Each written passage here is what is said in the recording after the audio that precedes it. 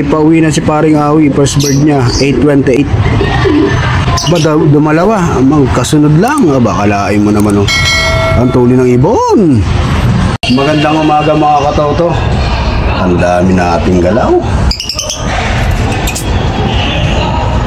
Pero may oras pa rin po tayo mag-vlog, kahit na mga ilang minuto lang. Pansamantala po ngayon, siningit po natin ito para lang may habol ako sa inyo. Ulat. Ang ating ibon ay pinakawalan sa lugar po ng Batangas, Santo Tomas. Pangalawang training na po natin ito, no? Ang ibon po natin ay pinakawalan sa oras na alas 7:45.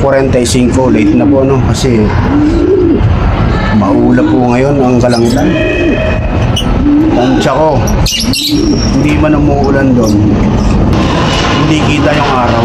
Kaya pinantay po nila na umangat ng konti yung haring araw para mag-release kahit pa paano masilayan ng ibon yung yung liwanag. Kung mapapansin nyo mga katoto, tingnan nyo po yung langit po natin, puting-puti. Sinyalis po yan na may nakaantabay na malakas na ulan. Pang matagalang ulanan yan mga katoto, kasi hindi po ganun kalakasan ng hangin. Hanggang sa ngayon, sa oras ng alas 8:21 na po, kasalukuyang oras, ay wala pa pong nagpapauwi. Pero parating na po sila. Walang isang oras po, nandito na po yan kasi malapit po ang Santo Tomas, Batangas, sa area po ng Las Piñas. Kaya maaari pong konting panahon na lang po yung ating pag-aantay at darating na po sila mga katoto. May pauwi na si paring Awi, first bird niya, 828. Ba, dumalawa, kasunod lang. Aba, kalain mo naman, oh. Ang tuli ng ibon. Nakapuling pa naman yan, tagusan, nakatag team pa, yari na naman. Mayroon pang side bet yan mga katoto. Ang sarap. Aru!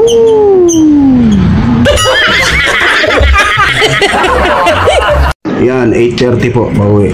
Pero talo yan kung nilaro natin ng bowling, no? Okay lang yan mga katoto, ganyan po talaga. Second toss nila ngayon yan eh.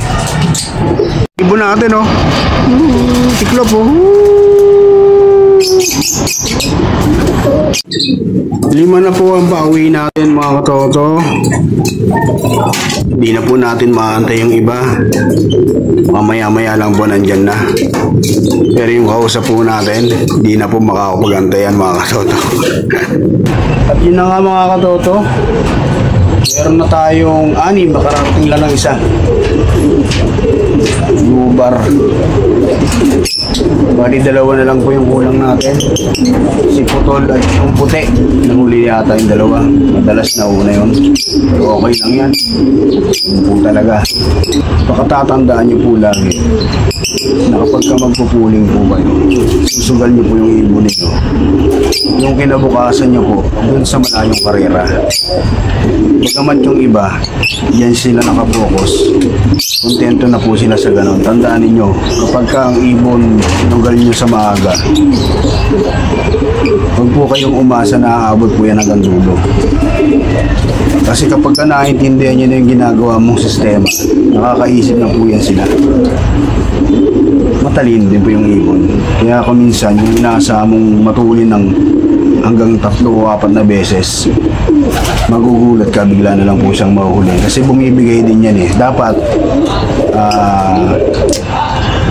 tutukan nyo po kung ano yung pangangailangan ng ibon habang pinupuling nyo po siya. Dapat naka-supervise po kayo lagi. Huwag nyo pong aantayin na mag-off yung ibon ninyo, saka parang ninyo malalaman na may tama na po siya. Hanggang ganun na lang po ang ating video ngayon. Hanggang sa susunod nating pagkikita mga katoto. Tayo po ay may pupuntahan pa. Siguro sa susunod na training uli, makapag-vlog sana tayo at mas aga po yung pauwi ng ibon natin mga katoto. Magandang umaga po sa lahat at congratulations sa mga nanalo. Happy flying po lahat mga katoto. Peace.